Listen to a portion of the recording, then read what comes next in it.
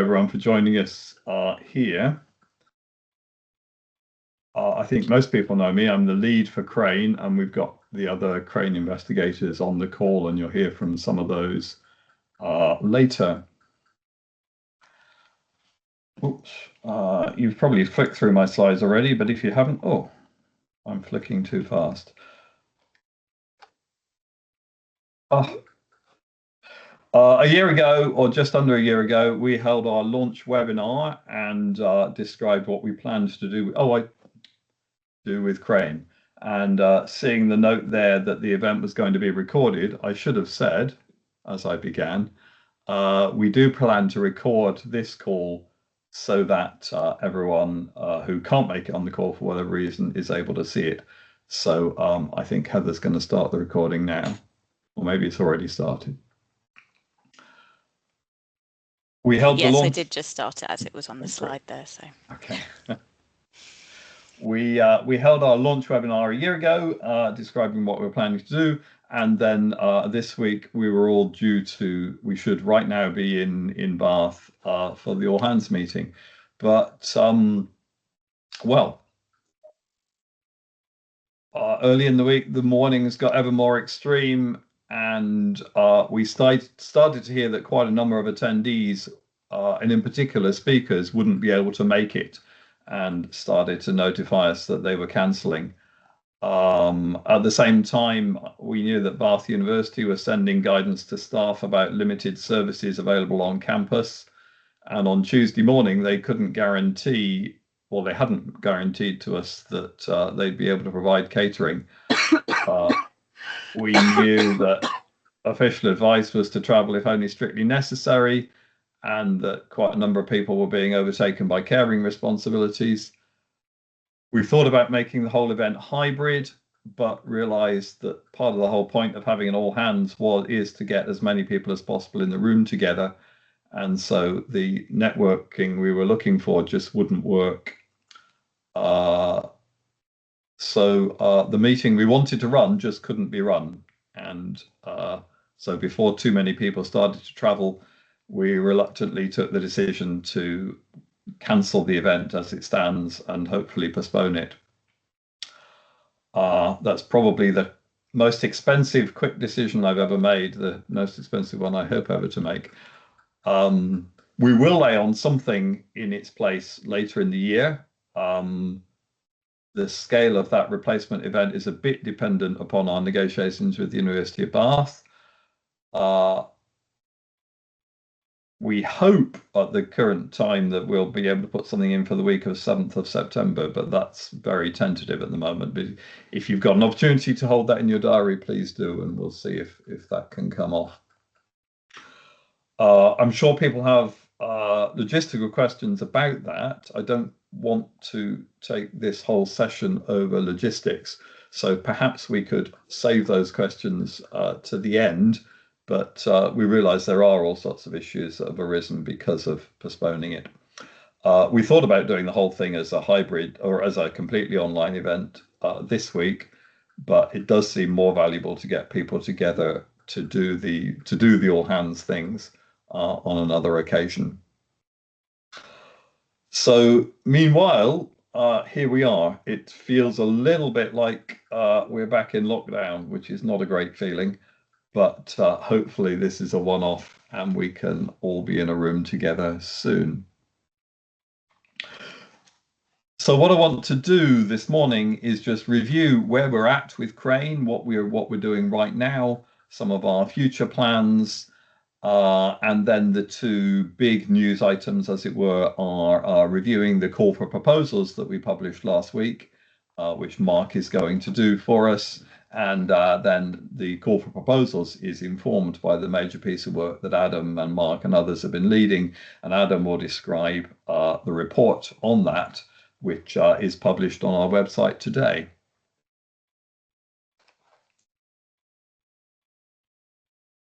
You may recall that our guiding vision for Crane is given to us by EPSRC, really in the call that we bid into, is to strengthen the cybersecurity research community. And a big part of that is ecosystem building and trying to ensure that there is a viable and large and active community in cybersecurity research. And getting together for events is clearly a part of that. And special interest groups and other things that we'll talk about. In addition, we're all about actual research activity. It's not just about meetings, but about getting research done. And that's why we're launching this large call for research proposals. And we want to strengthen and enable those, particularly for early career researchers, but potentially for anyone who's got a good research idea. At the same time, the aim of Crane is that it's not about, if you like, being pedestrian with our research, but looking ahead and being leading edge, considering where cybersecurity research needs to get to. The news stories and very often business concerns around cybersecurity are very often led by firefighting, and sometimes things that could have been foreseen aren't foreseen because people have their heads down too much. So we do want to look further out and see what kind of issues might be arising on a longer time horizon, and whether we can constructively do research that intercepts and preferably prevents some of the things that would otherwise turn into incidents later. And our overall vision, of course, as you know, is that this should be sustainable, not only in environmental terms, and that's why we are quite keen on online meetings instead of overly much travel, but some travel is important, not only in environmental terms, but also in terms of running this program in the long term. And that's why we'll have a brief intro later from Shujun about what's happening with the plans for the Learner Society that will follow on from Crane.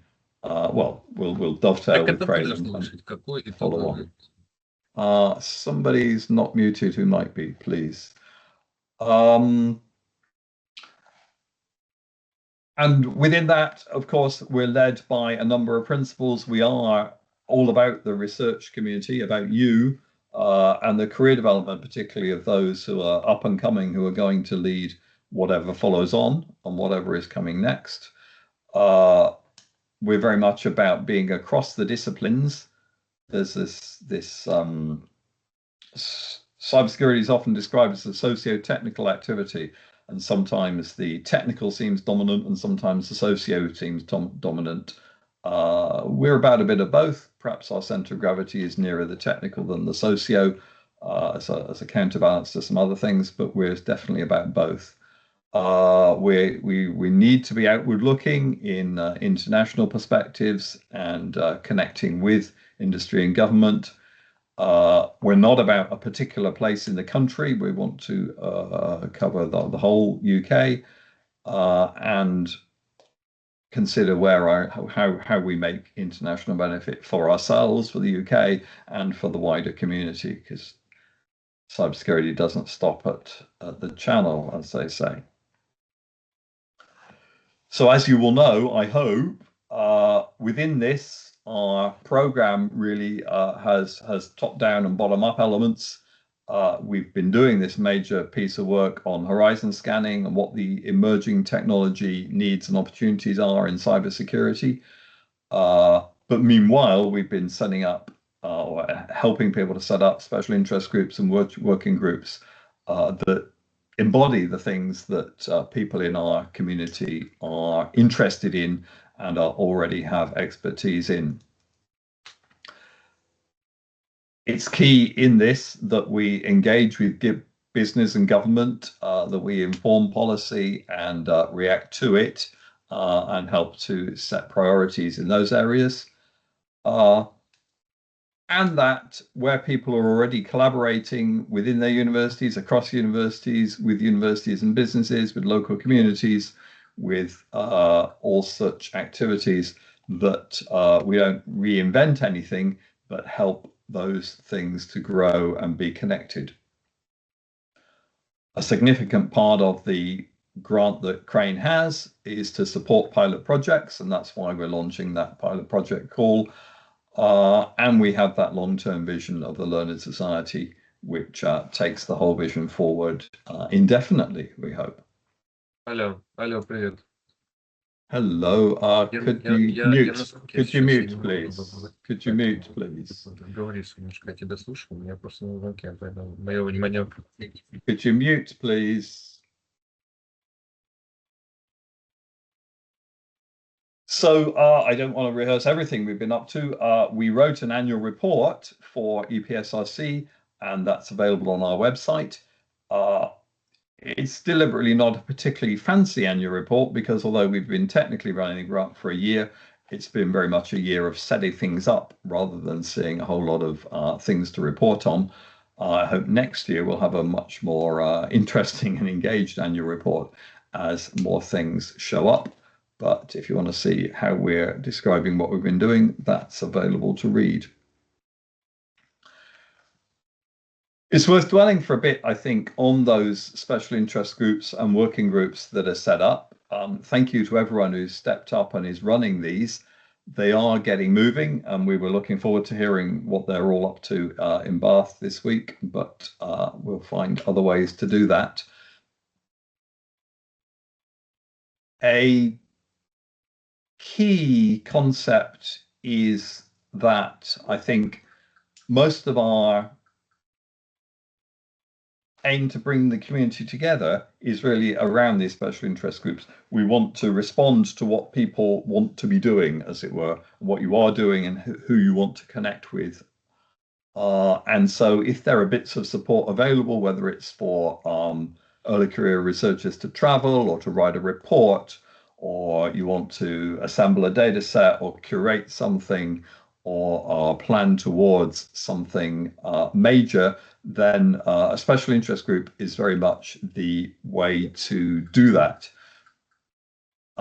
Where we have little bits of funding available, I think we'd expect to channel them through special interest groups. So these are the groups that are up and running. We will have another call very soon. So if there are ideas floating around that you'd like to bring a community together around, we will have a call for proposals quite soon. It's also worth calling out there a couple that we set up from the centre. One is the Inclusive Careers Working Group that Lynn Coventry is running. We're really keen that we should think about how to include everyone in Crane because we know how important it is that cybersecurity brings perspectives from right across our community. And so supporting that would be very valuable. If anyone else wants to get involved, please do contact the Crane mailbox or contact Lynn. At the moment, it's mainly been early career researchers who are involved, but maybe there are some other people who'd like to be a bit more involved in mentoring and giving ideas in that space. We'd welcome that. And likewise, Stephen Murdoch is leading the Research Practices SIG. We're all hedged around by issues around ethics and responsible disclosure and responsible innovation, trusted research, and sometimes institutional risk aversion. And sometimes those institutional rules and procedures come down to us and they don't necessarily fit cybersecurity research very well. So thinking across our community about how to do that better seems a constructive thing we can do as a community and feed best practice guidance up to our respective universities. So I would again encourage people to get involved in that SIG because I think that's an opportunity to really make change in how research is done across our sector for the better, both for greater enjoyment for the researchers, but also for better long-lasting practice. But to do that, it needs a center of gravity. It needs, I think at the moment, there is an emphasis on collecting existing concepts of best practice and working out how to move forward where the gaps are, what else needs to be done. There are some other more research topic focused special interest groups there. And of course, we'll hear later from the Learned Society activity. Another thing we're keen to support is, and have kicked off this program of regional seminars. Some of the activities that have happened are shown here. Others are planned or have happened but didn't make it onto my list. Again, thank you for people who've stepped up to do the hard work of organising these. The idea that the seminar is held somewhere, it's in a place, and thus it can bring together researchers from that local area for that academic activity, for learning and mutual discussion, but also more widely for the networking that comes from all sitting down together and having a cup of tea together or whatever it might be. So it might be a one seminar, it might be an afternoon of seminars or something of that sort. Those seminars are live streamed for the benefit of the wider Crane community, and perhaps we can build this into a program of very regular things that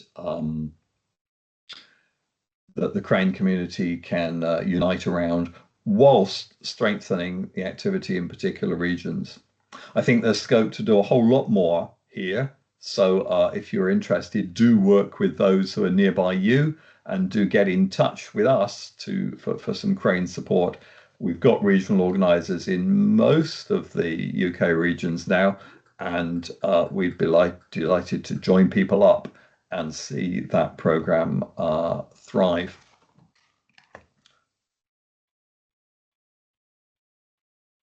I mentioned our technology trends and horizon scanning report. Adam will speak about this later, but it is available today from our Crane website under the resources section, and we'll be publishing more news about that in the coming days as well.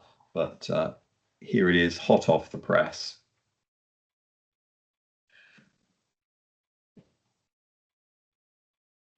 And the other big item that Mark will present on us for in a few minutes is our pilot projects call, which I'm sure many of you have already seen. This has been developed over the past few months. It's been checked with our advisory and steering groups. The topics in it were informed by that technology trends activity, but we also got some input from some of our SIG leaders as well. And that's the kind of pattern that we'd expect to see going forward, that our research programs are informed both by that big horizon scanning picture and by the grassroots of what kind of research people want to do.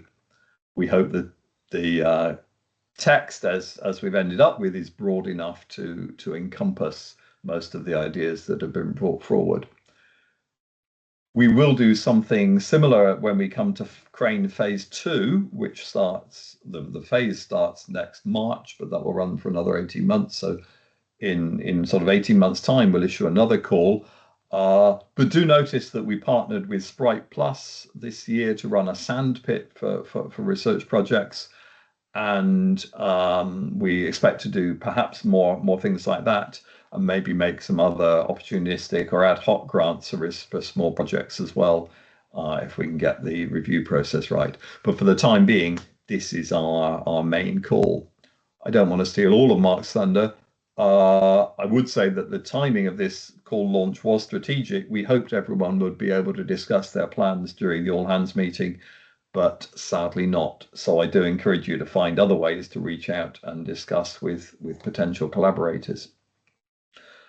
I'll also preempt Mark by underlining that we are looking for a variety of different project sizes. We know that it's not a large project, all that we've got here, and that the time is limited. So rather than simply asking for as much money as possible, we'd really encourage you to think about what an optimal use of the available funding is. Maybe a small grant would actually be easier to get and run than a large one, but Mark, and adapt your budget accordingly. But Mark will say more about that when we come to this. I thought it's also worth just underlining who's involved in running and leading Crane. You will, I hope, know who the leaders are. This is all from the website, and also you've probably heard from our professional admin team, headed up by Heather, and with Maya, who's on the call here, who's leading our comms activity, and Pauline, who probably writes to you all about arrangements and other such things. And those things are, well, have become rather busy in the last few days. Well, they were busy leading up to all hands. Now they're busy in a different way, but that's where we're at. And we do have advice and accountability in a number of directions by EPSRC's rules. We are accountable to an independent group, and you can see there the names of those involved in that. They're largely intended to be hands-off from the day-to-day activity of Crane, but just to make sure we're acting wisely and suitably. Much more engaged in many ways are our advisory board, which meets every quarter, and you can see the names of the current members of the board there. And we had a long-standing ambition, which we've only just realized, to set up an additional advisory board drawn entirely from early career researchers, and that's going to have its first meeting soon. The aim will be that that group sees the same papers as the main board, and feeds ideas in and offers its own challenge from an early career perspective. All of these things are, in a sense, tentative, and I'll come back to looking ahead plans in a moment. In the short term, there will be another call for special interest groups, as I've said. We will aim to do more around international engagement. That's been something that's on our to-do list for a while. It's clearly necessary.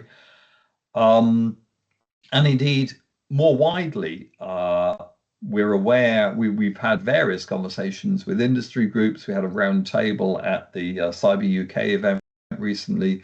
We have ongoing conversations with NCSC, with other parts of government, professional groups, and so on.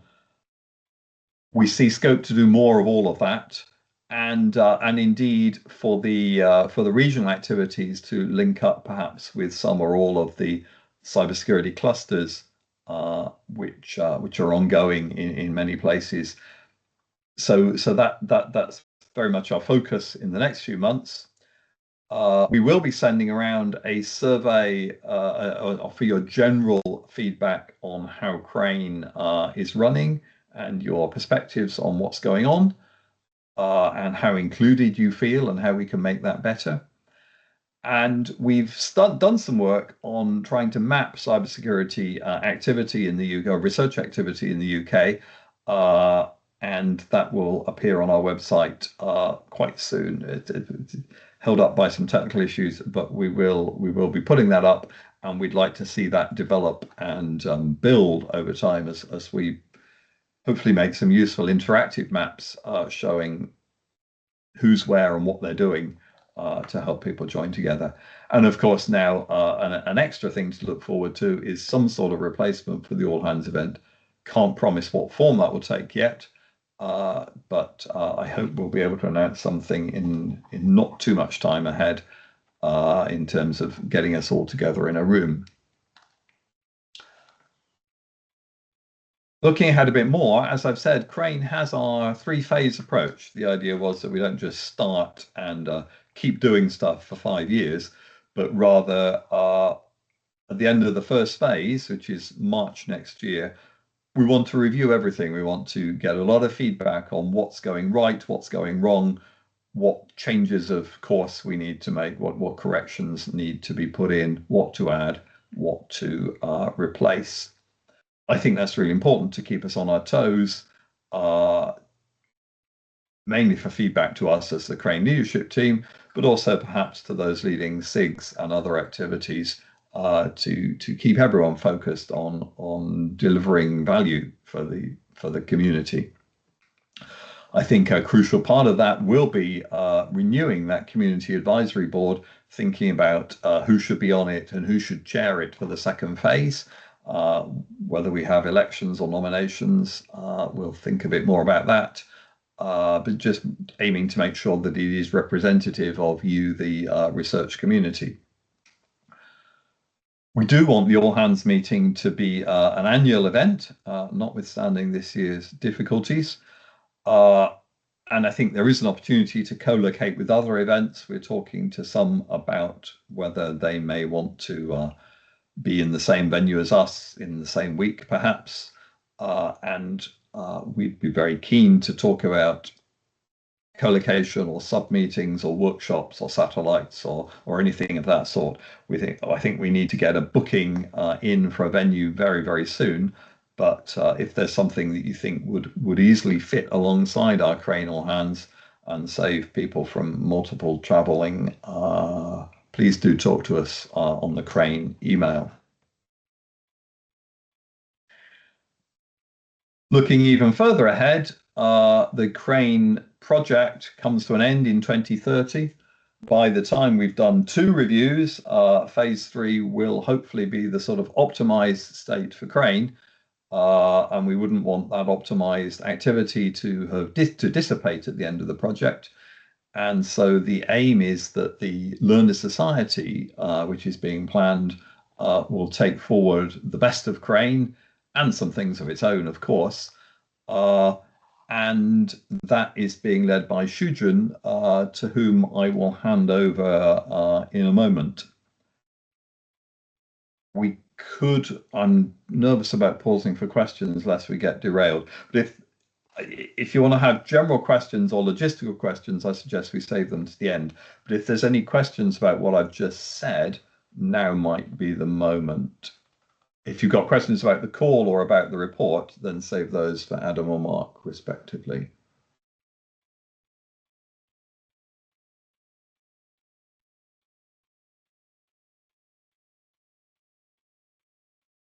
That makes me nervous. Oh, well, I see no questions. So I will hand over to Shujun, who I think is going to share his own screen. Okay, thank you very much. Good morning, everyone. Just give me a second. I'll share my screen.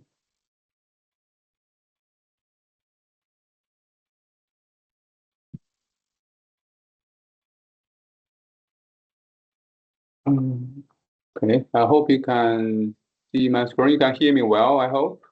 Yeah, great. Thank you. Okay, good. Yeah, so as Andrew mentioned, so I'm currently chairing the Learn Society Formation Working Group. So this is the opportunity to update everyone about where we are and a bit of what we will be doing and what we actually need everyone to help so that we can actually move it really on and into next year. I would like to start with a bit of why we need such yet another new Learn Society. Some of you have heard of this last year, I believe, but there were some new updates, and some of you are probably new, not in the previous launch meeting last year. And so the first thing to say is about, I believe you all agree that cybersecurity has been considered as a research area across multiple disciplines. I added 3 representative logos. They don't mean to be comprehensive, but you see the Cyborg and Journal of Cybersecurity and the EICC Virtual Conference. So they are all actually indicating how a wide range of researchers from different disciplines see cybersecurity as not just a single discipline. So this is the one thing we all agree. And then if we look at the landscape of learned societies, and interestingly, we will see that largely and cybersecurity as a topic is covered either a narrow part, like the ISCR, the cryptography worldwide, but it's just one topic, and the cybersecurity, or you have a cybersecurity covered within a particular discipline because there is a learned society covering that particular discipline. And there were also some national learning societies have been set up actually to cover cybersecurity, and some have some interdisciplinary flavor, some are actually still quite technical. But in general, if you look at the UK and worldwide, and actually there are, as far as we can see, there are no such learned society really covering cybersecurity in that way. we want to see the multidiscipline and not the single topic and so on and so forth. And in the UK, many of you are, well aware of two important bodies: SciSec, covering cybersecurity professionals, and CSC Connect, cover cybersecurity education and educators. And but unfortunately, the cybersecurity researchers somehow is currently not represented. So we're all basically go to our own learning society, and of course then we work together across different disciplines rather than in a single learning society under the same umbrella. Because of all of these, and so this is why in the current set objective number 4, so there's a plan to promote the development of a learning society as a kind of a successor of the NACO Plus after the founding period for the long-term sustainability. And so this is the kind of setting the background about why we need to do it. And regarding the scope, as you can also see that because this is a multidisciplinary problem or interdisciplinary problem, so because there are learning societies already existing in different disciplines covering cybersecurity in their own ways. And so if we want to set up a new one, so the idea would be not to compete with them, but to collaborate with them and to help connect different disciplines. So the one thing. And considering there were also some national learning society has been set up on cybersecurity, and although there's only a few countries and regions, but still more probably will be set up.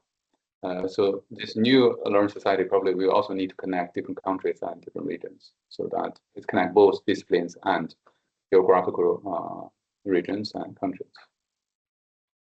And for us, given how basically this idea happens as part of a grant from the bidding phase until the current funding period by PSRC. So the idea would be to start having a bit more focus on the UK's cybersecurity research ecosystem, to set it up and to probably based on mostly UK researchers understanding and with some international researchers involving. But gradually we would like to grow into international learning society, after we have solid footing for the UK side.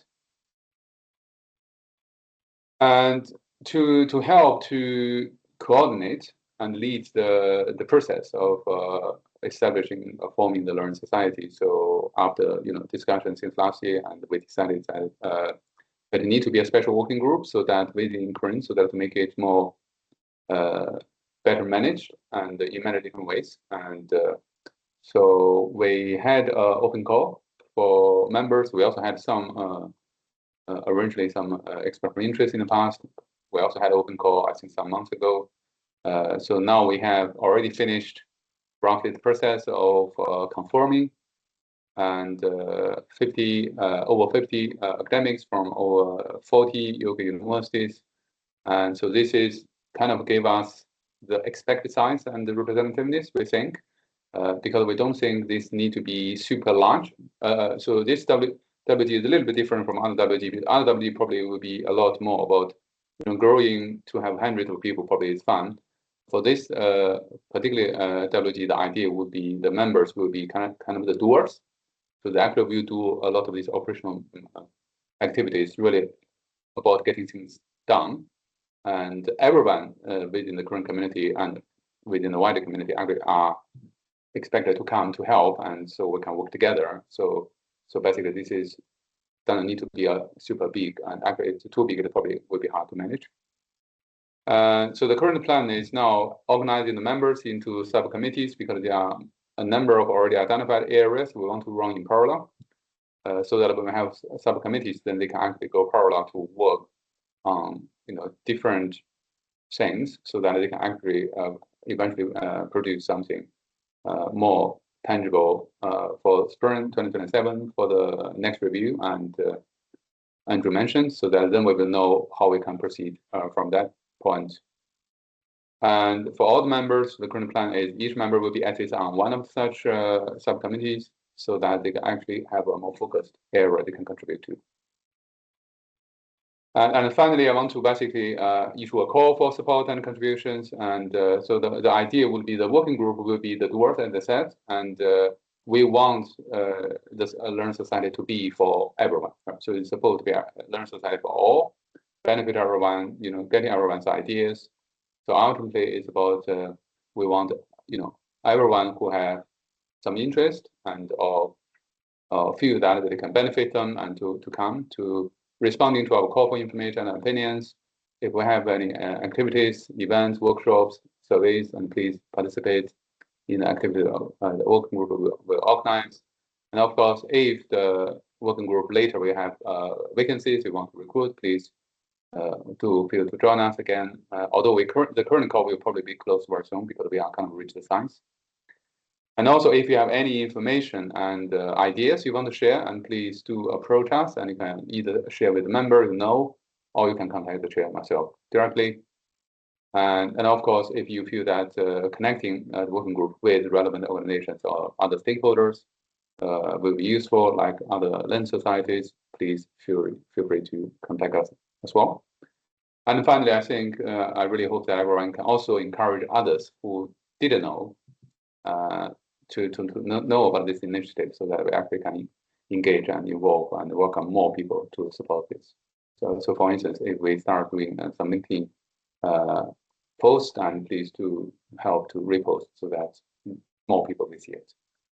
And there may be other areas we really can get your help and support, but I forgot to list on the slides.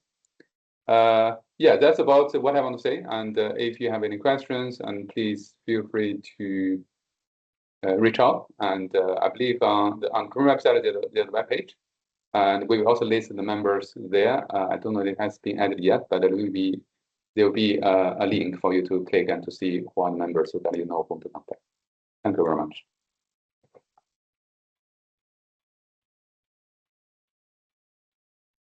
Thanks very much, Shujun. Any questions for Shujun?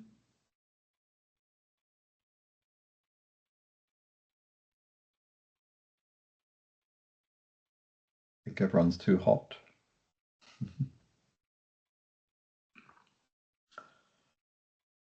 Good. Okay, I'm now going to hand over to Mark to talk about the call. We haven't arranged this. Mark, do you want me to share the slides, or would you like to share the slides?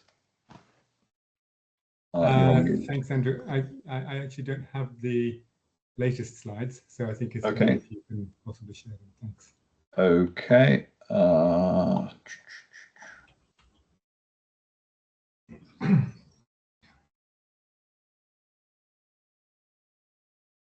Actually, sorry, Andrew. If you don't mind, I'm going to share mine because that will allow me to kind of point to things, which I think will be a bit better, and also not have to keep saying next slide, please, and stuff like that. Okay. Thanks. Let me just do a dance while you do that. Well, I will say after Mark, we'll have Adam talking about the horizon scanning report.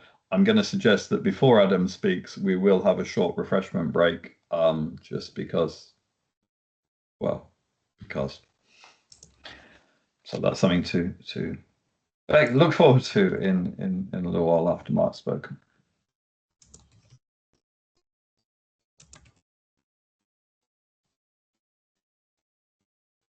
Okay, here we go.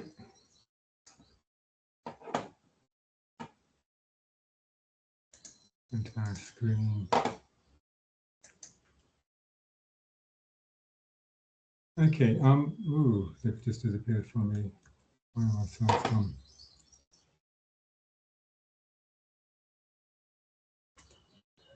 Okay, are my slides visible? Yes. Great, thank you. Thanks. So this is about our phase 1 projects call. Andrew briefly introduced what that is. The first slide here is about Crane itself. I won't go into that in any detail because Andrew's just covered that at length. But just to point out, this is the main call for phase 1. We have 3 phases. This is phase 1. How we will apportion money between the 3 phases is not yet decided, but our total pot is over £500,000. And we have 3 sizes of projects, max, mid, and small. with these corresponding amounts of how much Crane funds. And of course, as usual with EPSRC projects, there's the FEC amount and EPSRC, in this case, Crane funds 80%. So these projects are a duration of up to 9 months. They will start between October and December this year, and they will end between April and June next year. As mentioned, Crane funds 80% of the full economic cost. No match funding required, in the sense that you're not expected to get match funding from industry or from other partners, but of course, Crane only funds 80%, and your institution has to provide the other 20%. That's the standard EPSRC arrangement. So we have, as we will hear later in this session, we have been doing work on the future requirements in cybersecurity, and the things that we have observed is that future digital ecosystems are changing fast.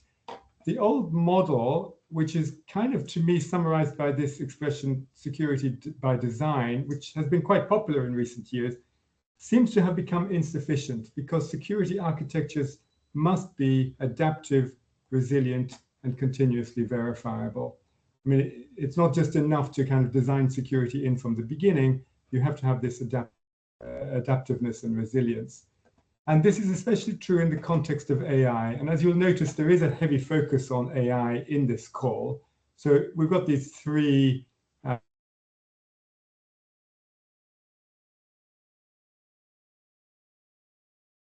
You've been muted, Mark.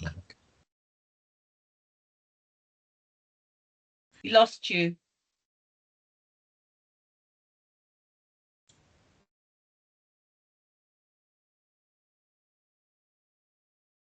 Don't worry, it's happening to me as well today.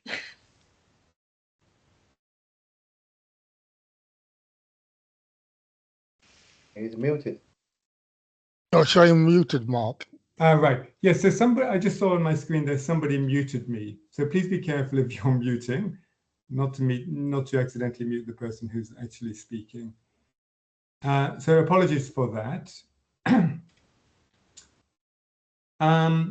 As I was mentioning, we've organized this call around these three overlapping themes, and AI appears heavily, and that's because AI is very topical at the moment. And I think rightly so. I very much defend that position. I know that there's a lot of hype around AI, but it is a very important technology that's going to change the world in ways that are quite hard to imagine at the moment.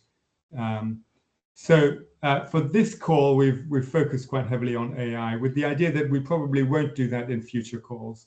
So that's the way we are organizing things. So there's these three overlapping areas: trust, provenance, and AI integrity, secure cyber-physical autonomy, and then AI-augmented decision-making and human-AI collaboration. An important point, I mean, having emphasized AI there, an important point is that these themes are not exhaustive. They are just illustrative. Really, the key requirement is that cybersecurity is at the center of your research proposal. So please don't hesitate to submit proposals that don't address AI. We think AI is important, and we have put some emphasis on that in the call, but we will fund things that are not AI as well. But I guess you have to justify it in terms of being topical. I'll come to the criteria in a moment. You'll see what they are shortly. So the first theme that I wanted to mention is trust, provenance, and AI integrity, covering the question essentially of how do we know what to trust as AI embeds more and more in critical infrastructure? How can we verify the provenance and authenticity of AI-generated content, and indeed of non-AI generated content that could be thought to have been generated by AI? How can we protect AI training and deployment pipelines against supply chain attacks? How can we defend against adversarially generated data? Those are the kinds of questions in that theme. Theme number 2, secure cyber-physical autonomy, is centered around robotics and physical systems viewed as networked, mobile, multi-sensor attack surfaces And that includes service robots, healthcare assistance, autonomous infrastructure, drone fleets, satellite fleets, for example. With, again, the question of how you defend these things in open adversarial environments and what kind of architectures are needed for secure communication and coordination in order to defend against surveillance, covert sensing, and data exfiltration. Theme number 3, AI augmented decision-making and human AI collaboration. As AI as a collaborative agent runs alongside human operators, we get new systemic risks. Questions that arise in this theme are issues around securing AI systems against manipulation and unsafe behavior, ensuring transparency, explainability, and meaningful oversight, avoiding automation bias and market incentives for adoption of secure products and services. So those are the themes. Now, let me just mention project types. We are aiming to be very flexible here in the sense that you can have projects of lots of different types. It could, for example, just be a feasibility study to test a new idea, method, data set, or collaboration. It could be a pilot project where you are seeking evidence or constructing pre-demonstrator prototypes or evaluating approaches. It could be policy-oriented research, translating cybersecurity evidence into actionable recommendations. Or it could be impact acceleration and translation, although because it's a research project, it must stay within TRL4. So it must be focused on research rather than commercialization. And then again, we are very flexible in terms of what you want to cost within your project. It can be your own time as PI, it can be RA time. Now, I realize that 9 months is not a very long time to hire an RA. So this would probably work best if you've got somebody who's just ending their post or a PhD student who is just finishing their PhD and they're available to you for 9 months, and that would kind of slot in ideally. And then other costs. We have no prescribed formula for how you cost your project. Eligibility, you must be a full Crane member, but that's a low bar because it's easy to join as an academic. And you must be employed at an eligible organization for EPSRC and UKRI. We have more relaxed rules than EPSRC themselves have.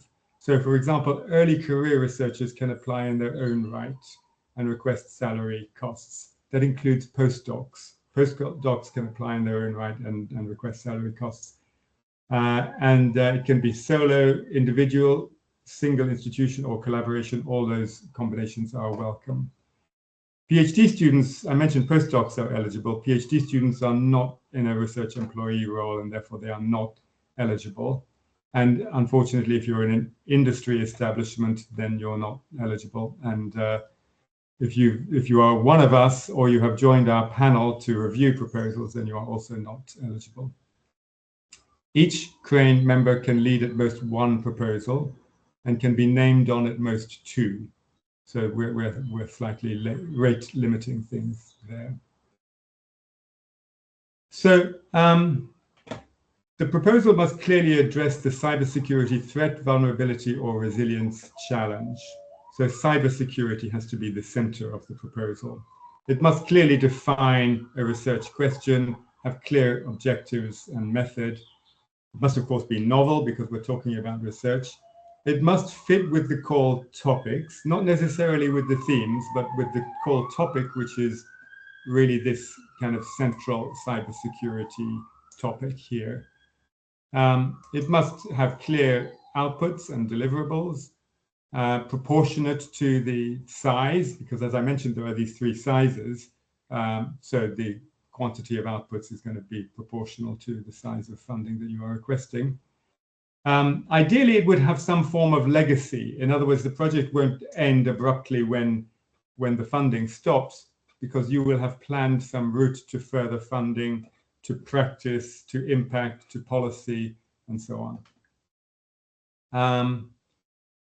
It's very good if you can get in-kind or cash contributions from elsewhere. As mentioned, that's not necessary, but it would be good if you can get that. It will make your project proposal more convincing, you must be clear about who the team is and what the roles are, what the management plan is. And then a very important thing for Crane is responsible innovation. So you must have a paragraph or a statement about ethics, diversity and inclusion, trusted research, and the possible dual use that your research could be put to. Okay, the assessment criteria that we will use fit to call, research quality and novelty. I don't think there's anything surprising here. Importance of the threat, importance of your project, in other words. Deliverability, the extent to which you can actually deliver on that. Outputs and legacy, value for money, and responsible research. Those are very obvious criteria. And you are word limited, and the number of words as explained here depends on which category. There are 3 categories, 10K, 20K, and 50K proposals, and you have corresponding word limits there. So what you are going to submit, if you choose to submit to our call, is the project proposal itself with that word limitation. And by the way, words in pictures and words in figures count as words. So it's the total number of words that is written there. The financial summary with the Crane Pro Forma that you can download from the application page. And then you are welcome to include commitment letters from external partners where your project depends on their contributions. But we are not interested in just generic letters of support that just say how wonderful your ideas are. Only include letters from external partners if they really are partners and they're intending to contribute to the research and you've detailed what that contribution is. And then, very importantly, you must get sign-off from whoever usually signs off, which is typically your head of department or head of school, your finance office, but it must be officially signed off by your university employer, otherwise we won't be able to fund it. Now, we had some discussion on AI tools. Everyone's having discussion on AI tools, of course, these days. And I think correctly, we acknowledge that people will use AI tools in preparing proposals and preparing all kinds of documents forevermore. This will never go away. So you may use AI tools, not that if we said you couldn't, that would stop you, but we say you can. But of course, you must remain responsible for all content. And we will also use AI tools. Not only, of course, there will be human evaluation, but we will use AI tools in our evaluation as well, subject to institutional limitations that might control copyright and confidentiality of documents and so on. So that's how to apply. Key dates. I think the most important key date is probably these 2 here. So you have to apply in two steps. The first is an expression of interest, which you must do by the 13th of July. And the second thing is the full proposal by the 31st of July. And then we expect to give you an answer on the 11th of September or thereabouts. And as mentioned previously, your projects should be able to begin quite fast after we've given you an answer. So that will be a challenge for you because you want to get notified in September and then you've got to begin before the end of the year.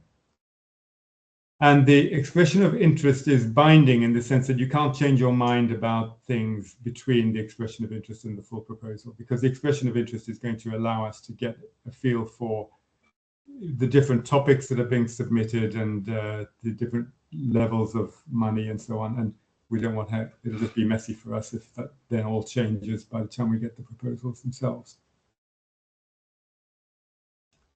Okay, so what I didn't mention very much, but I believe Adam will talk about, is our technology trends report. So the idea of this is that within Crane, we have been for the last, well, since the beginning of Crane, so for the last year or so, working on technology trends and trying to figure out what are the trends. And we've done various surveys and other collections of evidence that Adam will shortly describe. And we have produced a report which is published alongside this call. So it's actually published on our website right now. And that has informed us for the themes that we have outlined. So that's a good thing for you to kind of read in order to understand how we got to those themes.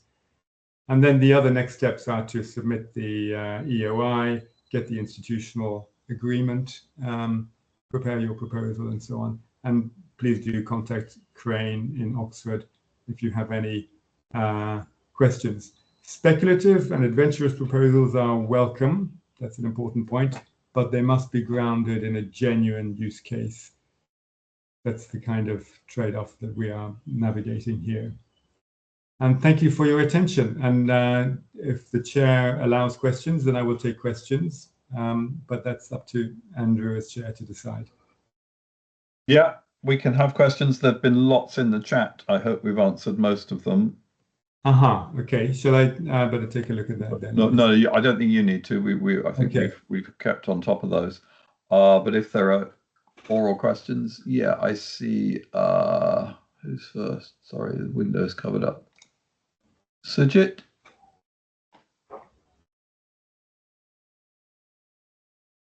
Yeah, thank you. I have two questions.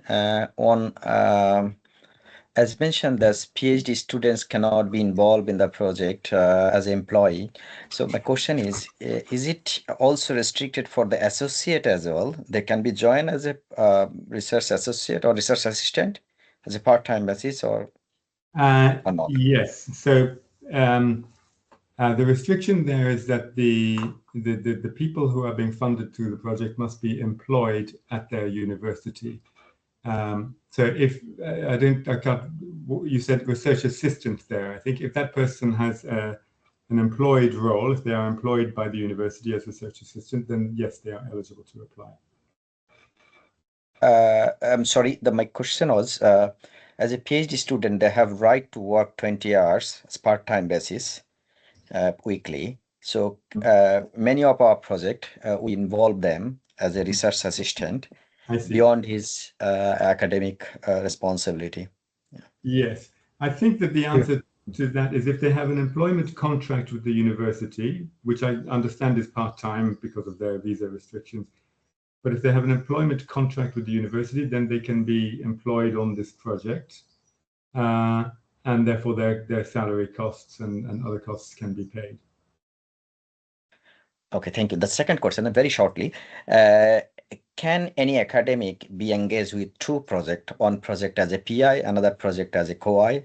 Yes, that's possible. Up to two projects. They can be engaged on up to two proposals. Thank you Only so one much. as PI, but up to two in total. Thank you so much. Thank you.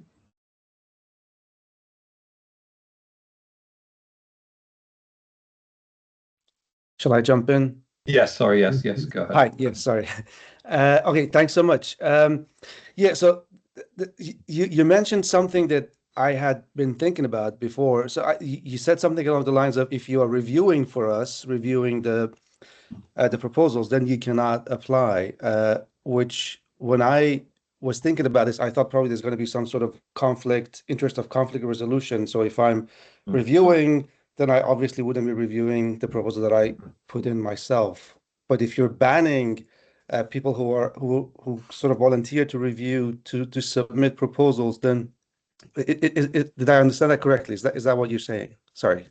That is what I said, but I'm going to confess that I may have been wrong. I wonder if Sorry, yes, yeah, perhaps you misspoke.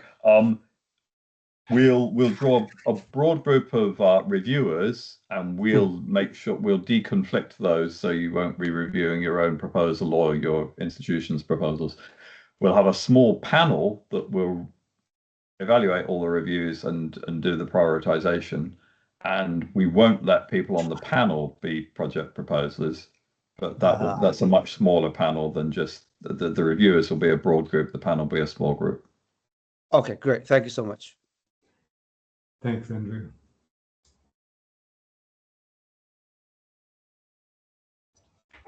Mohammed. Hello. Hi, yeah, just a quick question. Can you hear me well, yeah? Yes. All right, so in terms of a timetable, as I understand, the phase one will be end of June 27. All right. The projects will all end by June 27. All right. Yes.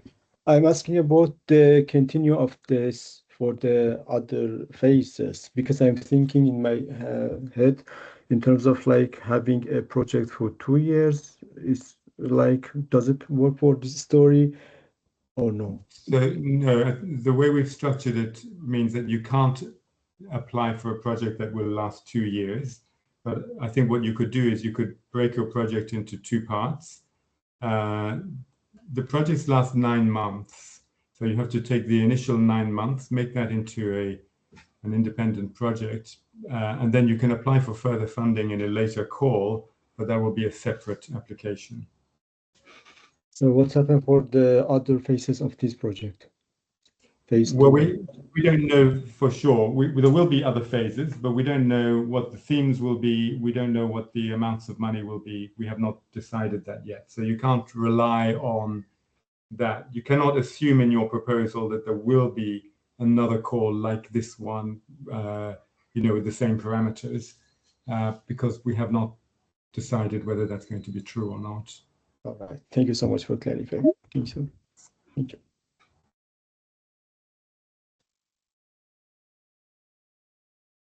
Okay. I think that's a good set of questions, and I hope we've covered quite a lot in the chat. So thank you very much, Mark. I propose. Oh yes, Mark. Oh, were you? Sorry, I was waving? just acknowledging your thanks. I was just acknowledging. Right. Okay. So I suggest that we have a break until a 5-minute break just to get some refreshment or whatever else anyone needs, and then when we come back, Adam will present the technology trends report.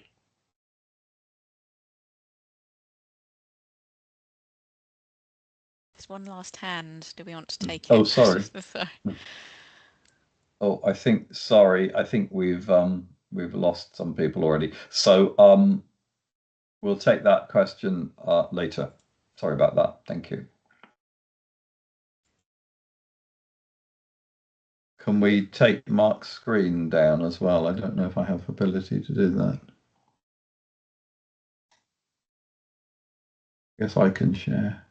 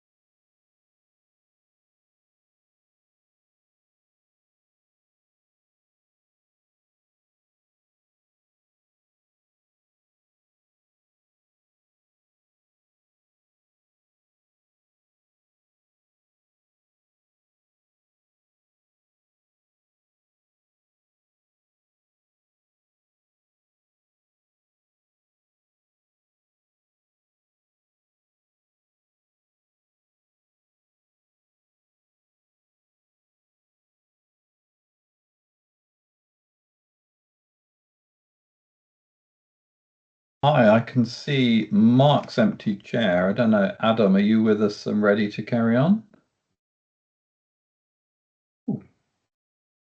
I am, and hopefully you can see my slides.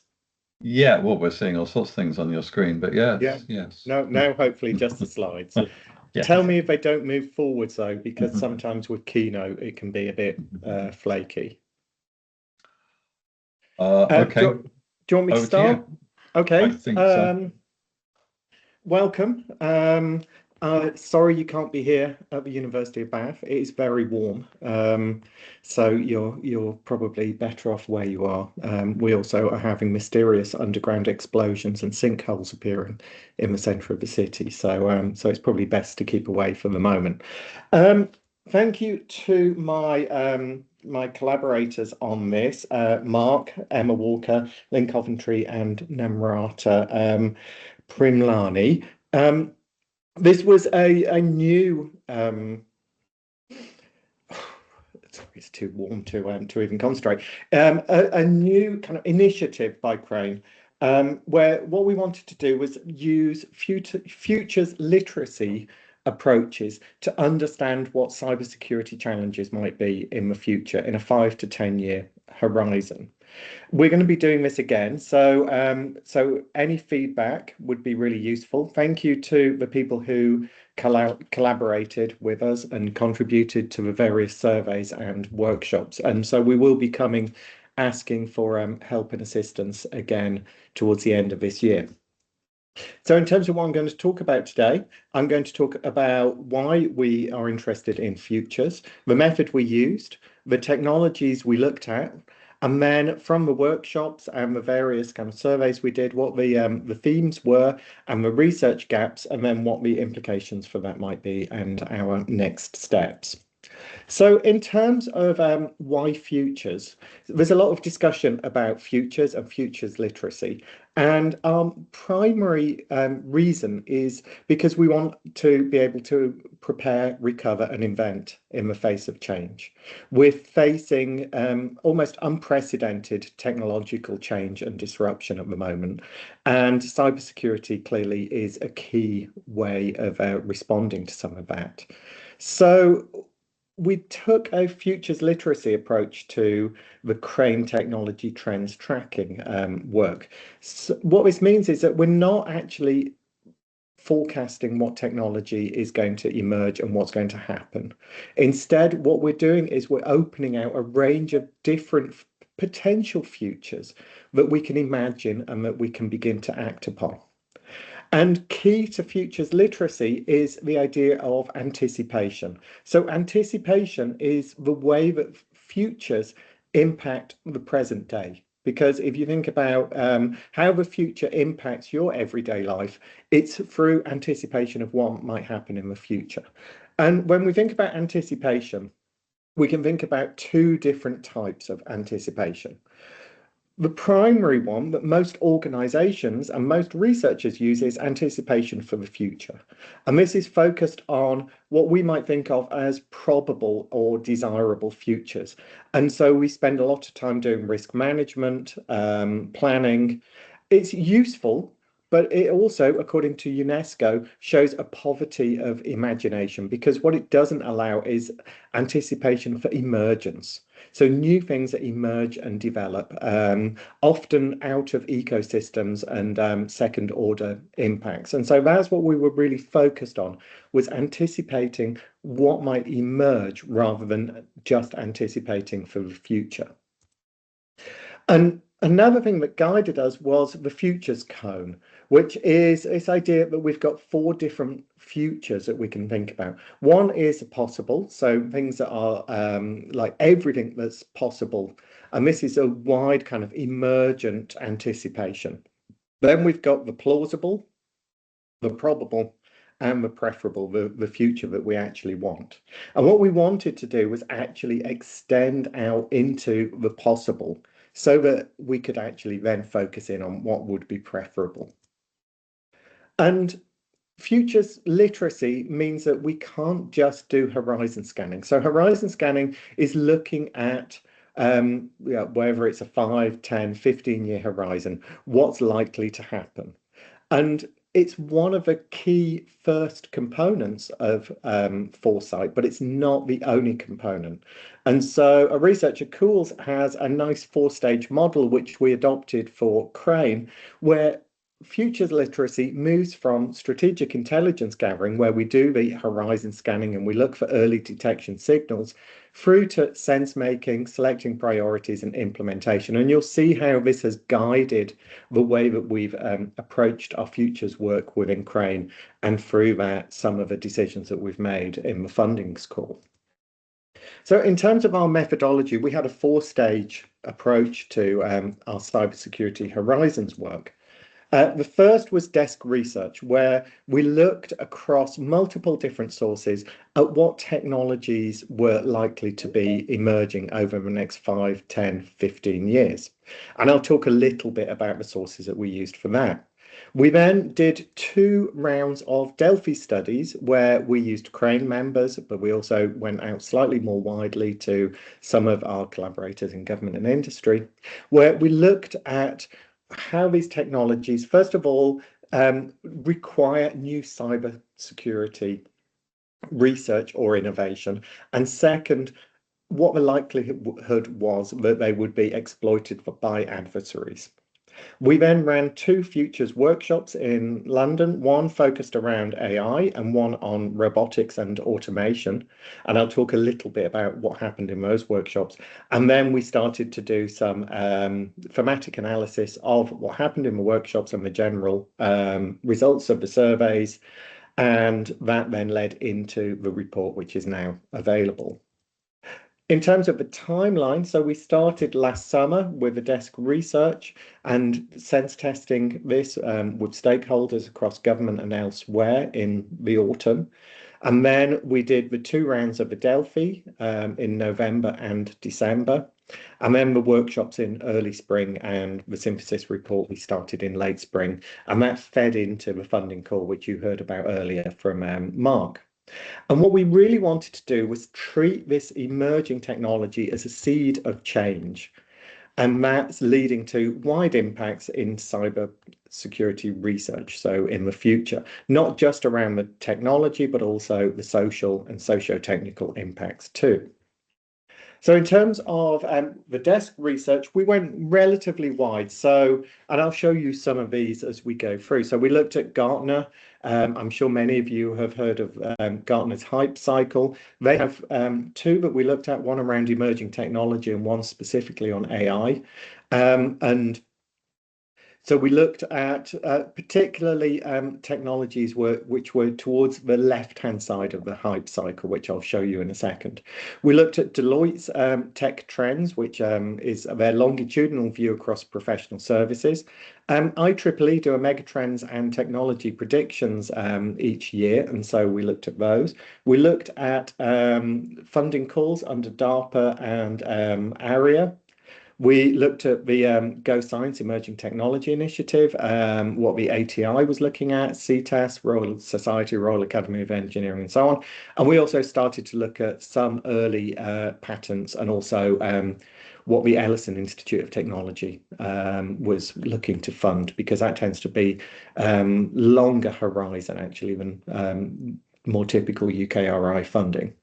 So, for example, this is the IEEE technology trends, where they map technologies according to the likelihood of success and the impact on humanity. This is the most recent one from 2026. We obviously used 2025s, but you can see on the right-hand side, we've got technologies that are likely to be successful, are relatively well developed, but actually will have mixed impact on humanity. So AI generated content, wearable devices, autonomous vehicles, and so on. The green ones are quite interesting because these are ones that will have a larger impact on humanity, but actually less likelihood of technology success. So probably need some investment in terms of government funding for early stage research. So this is around future of medicine, policy of AI, engineering, therapeutics, and so on and so forth.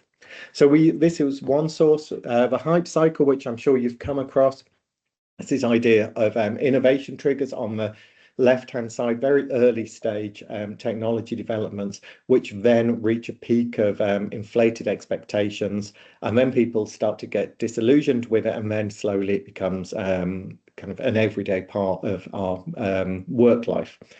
So we had a look at the various kind of technologies that they have in their hype cycle, and this is Deloitte's tech trends over the last 5 years. So we also looked at these in depth and looked at what their technologies were. We then had 2 rounds of Delphi studies. In the first round, we had people ranking it was 63 technologies that we used in the end across 9 different categories. And we asked people to think about the research need, the likelihood that adversaries would exploit it, or the socio-technical impact of the technology. And from that, we selected 32 technologies, which we took into the second round, where we had each scored on the need for cybersecurity research innovation and the possibility of adversaries exploiting.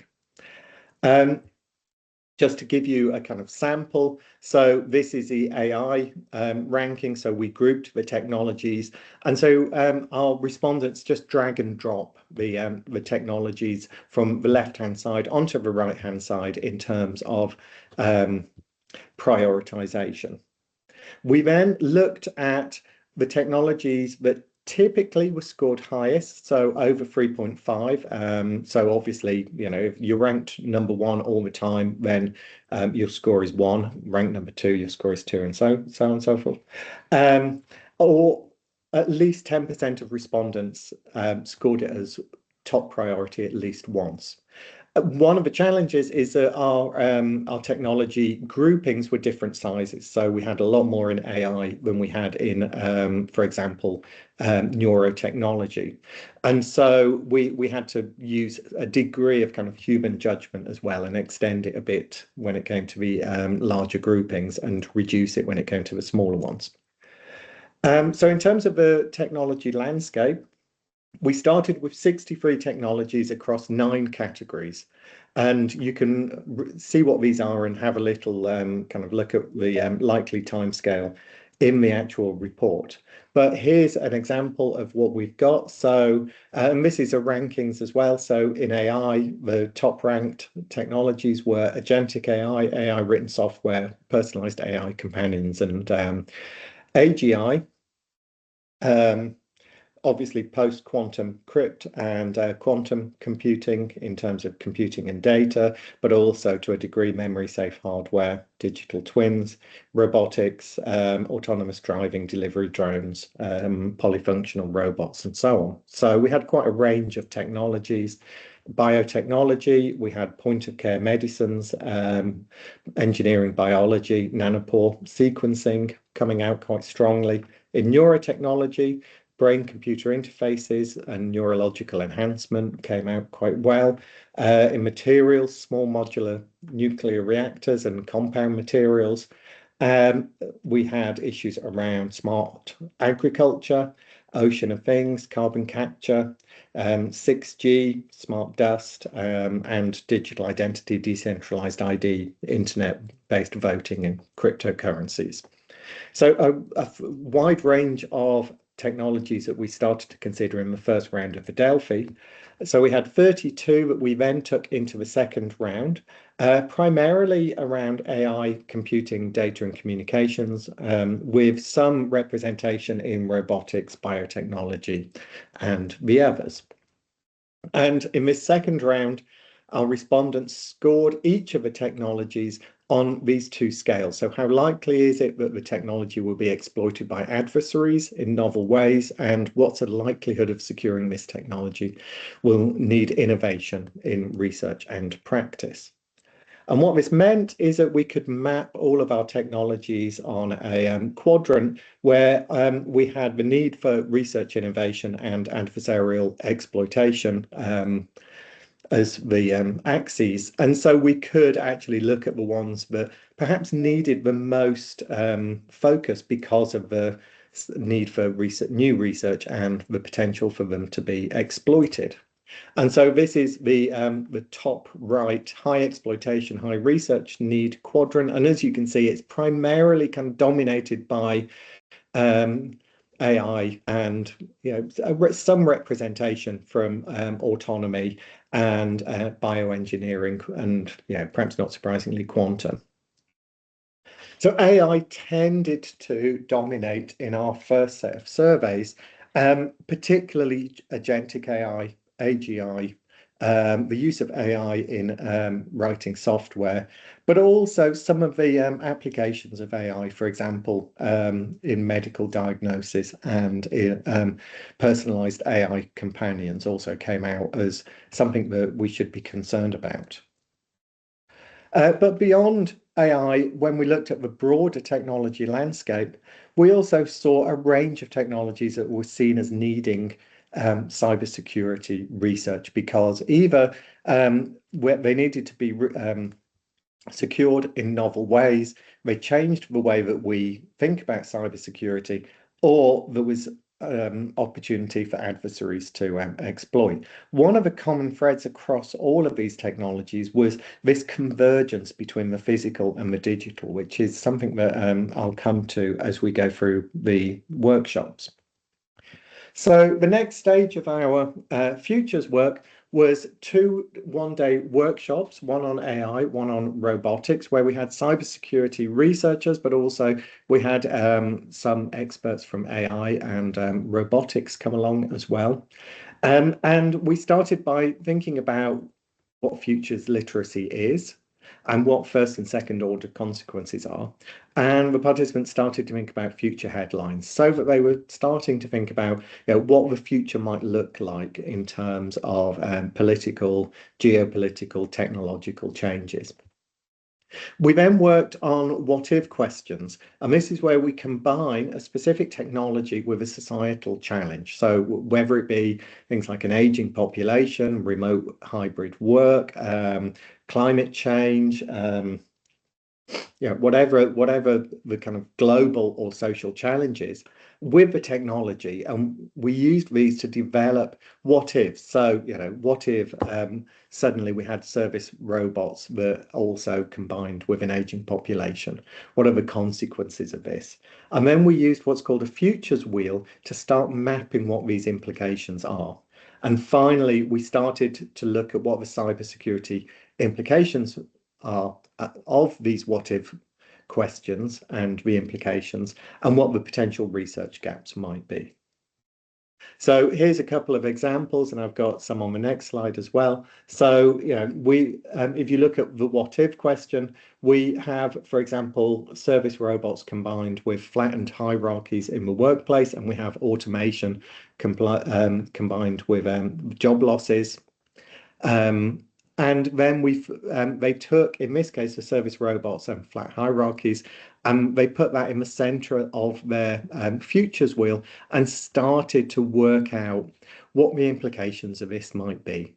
And this is how we start developing some of the challenges that cybersecurity researchers can start addressing before they actually happen. Here we have what if, where they combined an aging population with a artificial superintelligence and body hacking with service robots. And again, they built out what the implications of this might be. In this case, they used the aging population and artificial superintelligence to kind of trigger off their futures wheel. So in terms of the themes, we then gave some external researchers, Lynn and Namrata, notes that were taken during the workshops alongside all of the materials, and they did some thematic analysis, and they came up with 7 overarching themes that emerged from the workshops, but also crossed over with some of the earlier work. So the first theme is around post-trust information ecosystems. So AI-generated content, misinformation are effectively structurally eroding trust, and verification is technically harder, as is the contestation around what truth is, which leads to a whole series of concerns around provenance, cryptographic signatures, post-quantum verification, the epistemology of AI models, and so on and so forth, all the way through to democratic risks around political stability, echo chambers, and so on and so forth, and a series of research gaps that were connected to this, for example, around provenance, model integrity, metrics for trust erosion, and so on and so forth. The second theme was around sovereignty, and could it be AI sovereignty, because we've seen in the last few weeks how key that is, power and geopolitical aspects of cybersecurity. So who controls AI infrastructure, training data, and the models? Digital sovereignty in terms of everything from chips through to AI models, data centers, and so on and so forth. The third theme is the shift from, as Mark mentioned, from the idea of that you secure something when it's being built to it being an adaptive emergent property of a system. Because if we're building systems that are kind of non-deterministic and adaptive, then security itself needs to be dynamic and learning. And so we need to start thinking about security in a new way. We don't just build something to be secure or secure by design. We need to build it so that it learns and adapts. Cybersecurity is extending into the human body. One of the key themes that came from particularly the robotics and automation work, but also to a degree the AI work, is that we're seeing increasingly that the attack surface is moving into the human body. And that means that we need to think about bodily privacy, cognitive autonomy, physical risks, especially if we're starting to embed technology within humans. And if that's the case, then who owns the data and what happens post-mortem, for example, once we have neurological enhancements embedded in humans. So there's a whole range of challenges there as well, which links a bit to the fifth theme, which is around data ownership, life cycle, and death, which is we have the right to repair in terms of technology, but what does that mean, and what when we're talking about technologies that are embedded within humans? Who owns the data?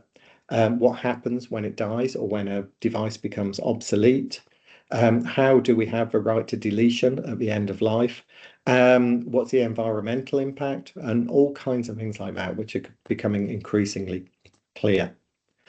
And the sixth theme is around cyber-physical and robotic ecosystems. So increasingly, we see a future where robots or autonomous systems are embedded in our physical environment.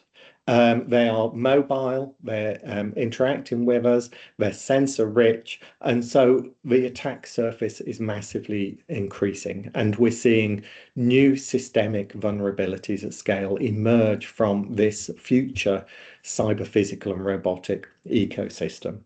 And so, really simple things could be the surveillance risks hidden in what might be seen as cute robots or relatively benign devices, swarm level vulnerabilities, human robot trust exploitation, and so on and so forth. And the seventh theme that came out from the workshops particularly was that governance is lagging behind technological innovation. AI is reshaping some of the concerns we have around inequality and human relationships, and we don't fully understand what these consequences are. Whether this is to do with cross-border jurisdiction, whether it's to do with attribution and liability for decisions, whether it's to do with the risk of AI influencing or writing legislation, all of these things, the governance is lagging the actual technology. From this, we also identified 5 cross-cutting research gaps which reflect some of these things. So, end-to-end AI trust and verification, adaptive cyber for evolving systems, security of human-centered and embedded systems, sovereign resilient AI infrastructure, but actually also cyber security and governance and accountability mechanisms. And we used Claude to develop 2 personas who went through the report that Lynn and Namrata had written and coded it using thematic analysis according to where there was strong evidence of a gap in terms of current evidence and research.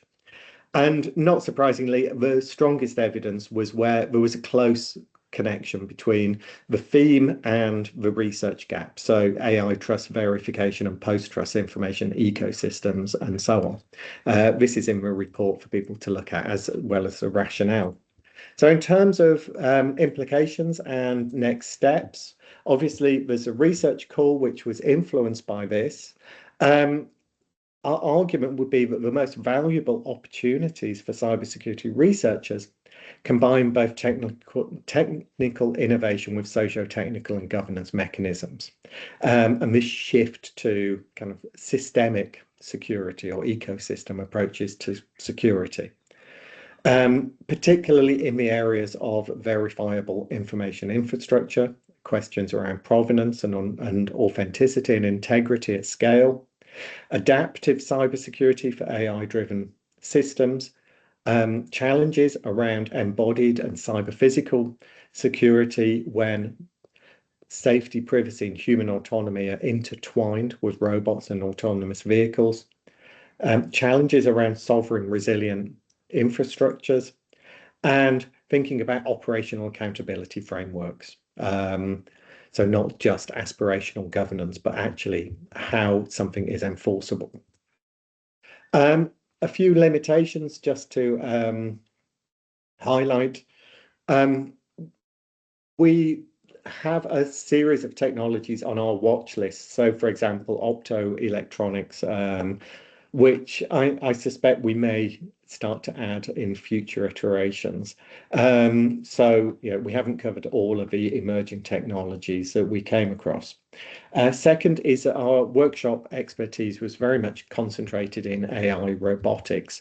And some of the other challenges, for example, around bioengineering, around neuroenhancement, were not really discussed in the workshops, and we'd like to address that in the future. The other is that we noticed that when people are talking about 10 years ahead, the natural kind of inclination is to move towards the social impacts of a technology, rather than to think about the technical aspects of securing it. So we're going to think about the approach we take so that we're not overly focused on just the societal impacts of some of these emerging technologies.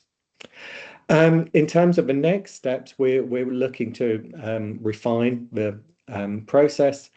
One of the things that we're going to do is there's been a couple of publications recently using AI tools to build out second order impacts using futures wheels. So we'll start exploring that. And we're also going to start looking at behavioral foresight, so how these technologies might affect adversary and target behavior. And of course, the funding call was informed by the matrix. So in order just to kind of finish off, I would say that from our work, the future of cybersecurity is adaptive, embodied, and socio-technical. I think it's that's one of the clear kind of lessons. Futures literacy has enabled us to move from just thinking about what's probable to opening up new possibilities and thinking about what might be happening. So it's actually been really useful. And not surprisingly, AI came out not only as a potential cybersecurity tool, but also this new kind of attack surface, which I think is fairly clear. One of the things we didn't necessarily expect was the human body becoming the next frontier of the attack surface, and the embodied security may well become more critical, as well as cyber-physical, but in a robotic sense. And finally, that security has got to become more adaptive and ecosystem-oriented and governance-rich to match these challenges. So we will be starting the second phase of the futures work in the autumn. So please do contribute, because it's really critical that you know, you'll see requests for you to give some ideas into surveys or to come along to workshops. So please do, because it does feed into some of the challenges that we can put through into Crane and elsewhere. And hopefully I've been able to demonstrate that it does allow some kind of novel ideas about how we should be doing cybersecurity to address future challenges. So thank you. I'll try and stop. Oh, there we go.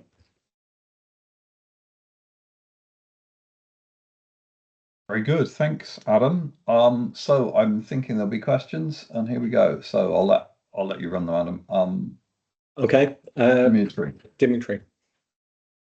Yeah, Adam, thank you for interesting talk. And my question is about significance of protocols, because recently everything moved to AI and other things, but robotics and implementation of AI are restricted by protocols. Can you say that maybe significance of protocols verification for cybersecurity is diminishing as a trend? That's quite a difficult question, Dimitri, for a very hot day. I mean, I mean, clearly protocols matter, but I think one of the things that we did see was that we're seeing systems evolve and change, and it's this need for protocols or for systems to be adaptive that's going to be key. Because I mean, protocols often, I mean, even kind of guardrails are set at a certain point, but you know, we need to think about something as being kind of involved in a system and evolving at the time. And I think one of the challenges around protocols is how they reflect that. But there will be protocols for evolving, because evolvement cannot be like an arbitrary process. So there will be protocols of these processes. So I mean, if there are, that's a good research project, right? You know, how do we write protocols that do this kind of evolution? Because we like investigate infinite systems with respect to their certain implementation, but rules of composition, and maybe are they in the focus of recent trends? Yeah, and also I guess how these protocols are managed in terms of adherence to them would matter. Thank you. Yeah. Thanks, Dimitri.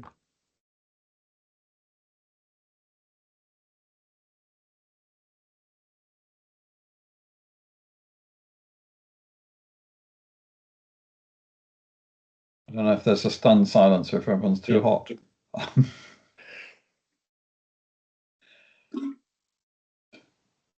Well, thank you. So perhaps we can broaden it and say, are there any questions now about Crane or about what we've just heard? Feel free. Yes. Hi. I don't know if it was my hand that you were responding to. Yeah. Yes. I just have one question around partners on a project team. I'm at the University of Nottingham, got colleagues in London, but also have colleagues in Austin and Missouri who are interested in joining our team to work on something. Is that going to be a problem? So the funding can only flow to EPSRC eligible institutions under normal EPSRC rules, but the construction of the project can be however you like it, I think. Are there any objectives of yours that would, you know, clash with that arrangement of having American collaborators? I think in general, Crane, as I said, needs to be outward looking and international. So exactly, yes. So I'm just making sure, because we've come up against it before. But that's fine if it works for you. I mean, I suppose everyone needs, with international collaborators, everyone needs to have an account on the trusted research angle. Yes, we'll be doing that. And so on. But as long as the EPSSE funding rules are met, I think the more collaboration, the better. Thank you so much. Thank you.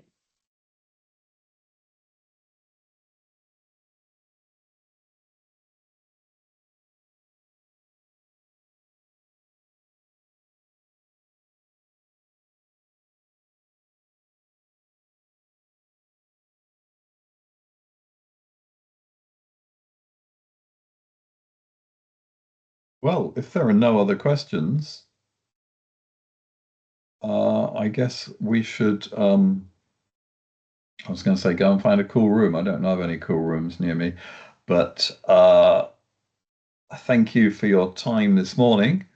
I'm very sorry that we're not meeting face to face, and I hope that we will very soon.